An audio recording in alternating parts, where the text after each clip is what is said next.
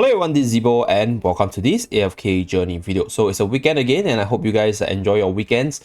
But as usual for the weekends, I wouldn't be able to record and edit out the more information-packed videos. So I'll go with the simple Q&A types. So for today, I'll answer one of the most commonly asked questions in my comment section, as well as I'll say like something that's related to it. So one of the most commonly asked is, hey Zeeebo, what is your wish list? How does your wish list look like? And you know, why should I go for different units? So for those of you guys who do not know, I actually have a wish list guide. I guess YouTube doesn't push that video hard enough, but I'll link it in the card above so you guys can visit it if you want to know the rationale on my wish list. But this is my free to play account, as you guys can see, right? Zeeebo, $0. So this is the S1 free to play account. And then we go into our Noble Tavern, and then we go into the wish list over here. Right, this is my wish list setup for now. So I'll explain each unit, or rather each faction slightly, and then I'll talk about whether or not you guys should keep the units inside when you get them to Supreme Plus, right, moving forward. So first of all, Light Bearer side, I don't think I need to explain too much for Team Major. I think Team Major is probably the better tank compared to Lucius in the Light Bearer faction, so building her up is gonna be pretty useful. Specifically, she's quite good for one of the Dream Realm bosses, so that's why I'm putting her in the wish list. I'm keeping Rowan in because for Rowan's case, I think Rowan is still okay for the early to mid game content pushing. And for Rowan's case, this unit doesn't really need a really high rank to function. So I just keep in here because he's still at, I think, Epic, right? So I think one more copy to increase the rank so that I can use him for like other content such as Legend Trial and a little bit of Dream Realm is pretty good, right? So for the other Light Bearer, the A level one, I don't think I need to explain too much. These are the two very powerful Light Bearer unit for Dream Realm. So in general, I'll say my Light Bearer faction for this account is pretty Dream Realm centric. Like these are all units which I use in Dream Realm, so I'm trying to build them up. That's why they're in my wish list. And then we have the Mauler faction. So Smokey, one of the best healer in the game, don't need to explain too much. So the reason why I chose Shakir over Rice is because Shakir is actually pretty decent all around in terms of Dream Realm as well as PvP. So very versatile unit in a sense, so that's why he's here. That OD one of the true T0 carries, right? I have a video of him on my channel as well, just released a few days back. You guys can visit it. Then Koka, one of the best pairing together with Smokey. So this, I'll say for Mauler side, the units are more PvE centric, where they're used more for content pushing. So this is the Mauler side, and then we have the Wilder side. So Wilder with Herwin, Iron, Damien, and Arden. Okay, so for Wilder side, it's more PvP centric. So you guys will realize a trend where like I have units which are PvP centric. I also have units which are more PvE centric, right? The reason is because your resources can only go so far for each faction because of the Acorn limit if you're somebody who's free to play or low spender.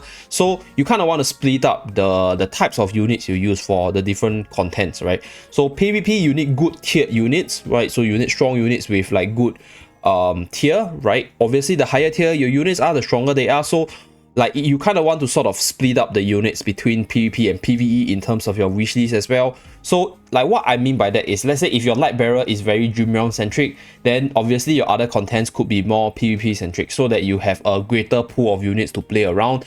And in terms of how good the units are, you guys can refer to Premium's tier list, or you can refer to my Ultimate Beginner's tier list where I explain like how each unit function, whether or not this unit is a 0 to hero unit. So depending on that kind of tier list and information, you guys can think whether or not I want to, you know, build Laika first, or whether or not I want to build Arden first, right? Because some units are better in the early game, so you do need some good early game units to help you push the contents, not too slowly.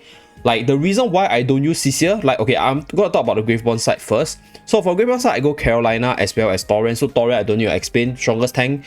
Just he should always be on your wish list. And then I use Sylvina and then I use Viperion. So Viperion, Sylvina, they are more, I'll say, early to mid game centric, and Sylvina transits into a really good late game arena assassin. So that's why she's here. And then for Carolina, she is very powerful in the late game. So if you take a look at my tier list, I'll say that I have units that are stronger in the early game, and I also have units that are also pretty strong in the late game. So in terms of your own wish list planning, what you want to do is to achieve a balance. I would say in AFK journey, it's always to achieve a balance, because you kind of don't want to sort of commit fully onto like PvE side and then ignore your PvP. You also don't want to commit too much into PvP because that will slow down your PvE a lot and then you're losing a lot of those progression. So in terms of my wish list, I'll say it's quite balanced. I have both the PvE side and the PvP side, and the other thing I'll let the gacha RNG decide. Like for example, initially my plan was to push up OD to Mythic Plus ASAP, but my gacha luck with him was really bad. But luckily for me, I actually managed to get my Torrent to Supreme Plus. As you guys can see, he's maxed out here. So for me, I was lucky because both these units, they are decent in the early to mid game. So I was able to push through contents really easily, at least for my free-to-play account. Right now, my free-to-play account is at the 851, right, stage 831 over here, as you guys can see, right? So I would say it's pretty decent because I actually sped up ever since I got my OD to Mythic Plus, right? I was always in the 4 to 5% range, and we finally broke through the 4% range, and we are the top 3% in terms of progression. So I attribute this to my OD being a late game pusher, or rather a unit which is able to push through contents insanely fast once you achieve the EX weapon. So I'm not gonna praise this unit too much. I already did analysis, so that will be the wish list, as well as how to balance out your wish list units to achieve progression while getting, I'll say, versatility in other game modes. So next one, another very commonly asked question with regards to the wish list is, hey Zeep, I got my Torrent, I got my CCR, whatever to Mythic Plus, to Supreme Plus. Do I still keep them in the wish list? Okay, so for this question, right, what I'll say is really depends on how much pooling resource you can get, like how much are you spending in the game, as well as are you gonna play the game in the long haul. So for me, if I know that I'm gonna play the game for a very long time, I will focus on units that I will use for a very long time to get their shards to prepare for Paragon. So for those of you guys who do not know, if you have 25 Supreme Plus units, you unlock the hidden tier, which is the Paragon tier. So in order for you to get to Paragon tier, you need 25 Supreme Plus unit. If you can pull a lot, I will keep like important units which I use in the wish list, and then I'll change out the slots for the less used units in terms of my wish list arrangement, because I can pull a lot. I can eventually get the 25 S Plus really easily. But if you're somebody who's free to play with limited resources, for example, if your Torrent is maxed out, I'll suggest you switch out to another unit which you kind of want to build up, or rather another unit to sort of build up to get to S Plus, because you don't have as much pools as the whale, you don't have as much pool as the light spender. But at the same time, the same can be said that you don't actually get Torrent shard. For example, right, my Torrent is Supreme Plus, so eventually I'll build Torrent to Paragon, so I can actually just leave him in the wish list to prepare for Paragon. So it depends on how fast you are going to get to Paragon. In all honesty, just how fast, how many pools can you get, how much are you spending in the game, whether or not your gacha luck is there, right? Some people are super lucky, they just get early PT like every single time, and they can get like all the S level unit to S Plus relatively easily. So for them to be able to get to 25 S Plus to unlock their Paragon tier, it's super simple, right? But for some people, they always just hit rock bottom and hit the PT, unfortunately. Then they're getting a lot of A level units instead. So then you kind of want to plan around, okay, what units I want to take out, what units I want to put in. So it's all based on your personal pacing. I would say there is a correct answer to it, but the final goal for you in terms of the end game for you unit tier will be the Paragon tier. But one thing before I end off today's video will be, I think free-to-play players will take quite a while to unlock Paragon, depending on